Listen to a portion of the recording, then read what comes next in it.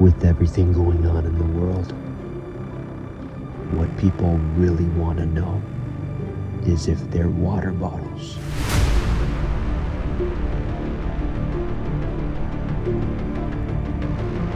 can stand up to a shotgun blast.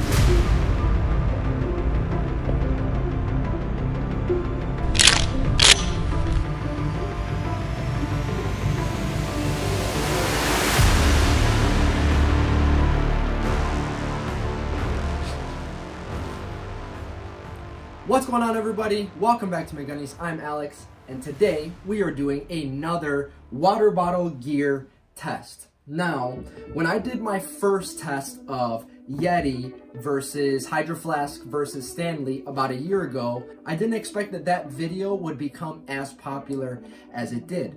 But it turns out people really do like staying hydrated, so we're going to be doing another test. Now, the reason why this came up is because this company right here, Revomax, saw that video and they saw that Yeti was the clear winner. And in fact, since that video, because Yeti outperformed the other water bottles so well, I decided to get a couple of these myself, and I really do stand by the Yeti product. But Revomax saw that video and they decided to challenge Yeti for the title. So they sent out this water bottle and they said, hey, we are confident that our product can outdo Yeti. So we're gonna send you this water bottle so that you can test it, put it through its paces, and even torture it to see if it can stand up to Yeti and even take its title for first place. So, without further ado, that is exactly what we're gonna do in today's video. Can the Revomax, in fact, take first place, beating the champion, Yeti? Let's find out.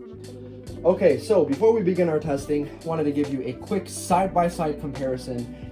First up is the Yeti. As far as Yeti, you know exactly what you're gonna get when you get a Yeti. Good quality, solid design and build all the way around. Very nice powder coating texture. And they have this kind of newer cap design where you have a nozzle portion of the cap that attaches separately from a larger rim portion, which allows you larger access to your bottle. Now, the Revomax. Here's the logo, Revomax vacuum insulated flask. Very nice, tasteful logo here.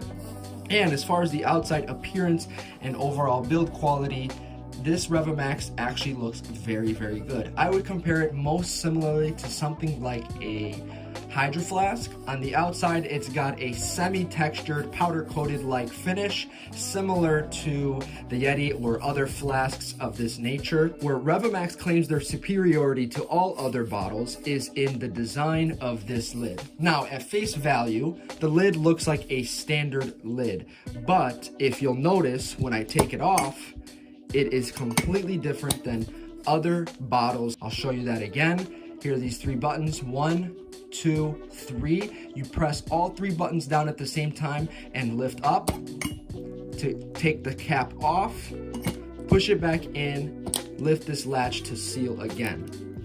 You'll notice here on the rim of the bottle and on the inside, no type of threading whatsoever. It's completely smooth.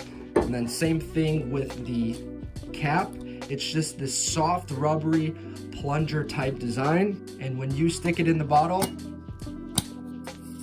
vacuum seals in and stays tight. Now, even though this lid having no threads and just being kind of a vacuum sealed type lid, it spins freely. So if you have it on a carabiner or if it's riding on a backpack, that thing can spin freely, but it is not coming off. Rest assured. Once you pop it on, it is staying very solid. Now, twisting off a lid isn't that hard, but one of the problems you might get if you twist on a lid, put it on a carabiner or hang it on something, as this kind of twists and turns over time, this might in fact come loose. With this, it is very quick, but also once it's on, they claim that it is impossible to accidentally take off unless you want to do so. You can pull on this thing as hard as you want, and you can rest assured that it is not coming off. but as solid and strong as it attaches, it detaches very quickly. Now, it looks cool, it's innovative, it's new, but here's the question. Can the Revomax outperform the Yeti? Okay, first up is the cold liquid test. I have grabbed both of these bottles from my fridge where they have chilled to 37 degrees. I am gonna pour them in and see which bottle can in fact keep cold liquid cooler for longer.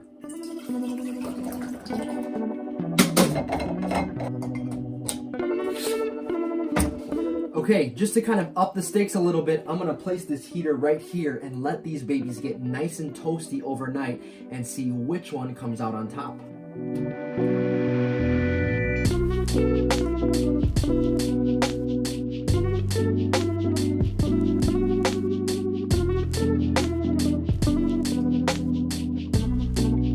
Alright guys, so here it is, the moment of truth. Let's see which one of these kept cooler longer.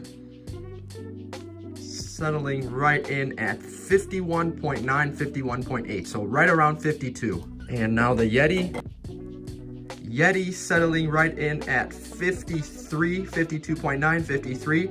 Let me double check just to make sure that I have the same results. Revomax 51.9, 51.8, Yeti 53. So there you have it, those are the results. Now, it is only by a 1 degree difference roughly. That's not a ton, but that is the result of this first test. So far, Revomax can keep cooler better than the Yeti. Okay, so now the next step will be, of course, to fill these with hot water, put them out in the cold, and see how they do. I'm simply just gonna turn on my sink to the hot water and let it go as hot as it will get, which usually is around 120, 130 degrees. Stick both of these guys out in the snow and see how it goes. Okay, so we are outside right now in the freezing cold, and let me tell you guys, it is really cold out here. It's been in the single digits for the entire week, and right now it is currently like 5 degrees, so it is really cold. I know that if I leave these things out here overnight, they're both gonna freeze solid. So I'm just gonna stick them in and probably maybe about 4 to 5 hours later check them and see which one is hotter.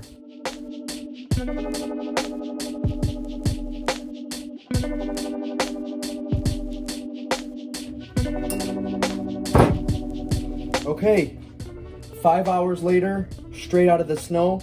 Let's see how these guys do. And the Revomax is settling right in at 114.2. 114.4, so right around 114. And the Yeti, oh wow, significantly lower.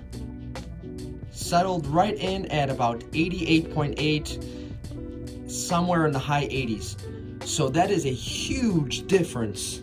If the first test didn't convince you, being that they were only 1 degree off from each other, so if you could have called the cold test a tie, but man, for the heat test, 114 versus the Yeti at not even 90 degrees, 88. That is a massive difference. I was not expecting such a big difference after the first test. There you have it. The Revomax is the clear winner in the warm liquid test.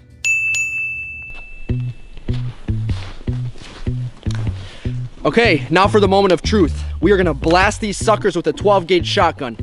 This should test 2 things. Number 1, it should probably test the quality of the surface paint. And number 2, it's gonna test the bottle's ability to resist the shock from the blast. There's something about destroying perfectly good product that just gets me so excited. All right, about to destroy this sucker. I'm so curious to see what happened. All right, let's check it out. All right. Wow, not bad. Okay. To be honest with you, I was worried about this cap because it was a little bit flimsier than the Yeti. Let's see if it works. Oh, cap is completely destroyed. I can't even. There it is. All right, well, if you shoot your water bottle with a shotgun, you're definitely gonna have to replace the cap, that's for sure. But as far as the paint and the shot goes, this is to be expected, but I was expecting like a bigger dent, like a massive dent in the center, but this thing held up. I think with the new cap, this is a perfectly good water bottle. Time for the Yeti.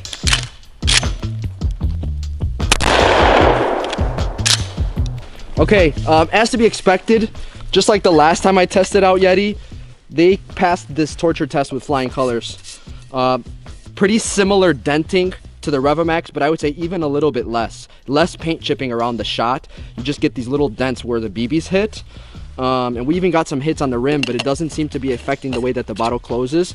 And then let's see if we got any shots here. We definitely got shots on the cap, but this cap is like super thick. So I was expecting that. Even though it took direct hits to the cap, there's no issues here. This is still a perfectly good water bottle.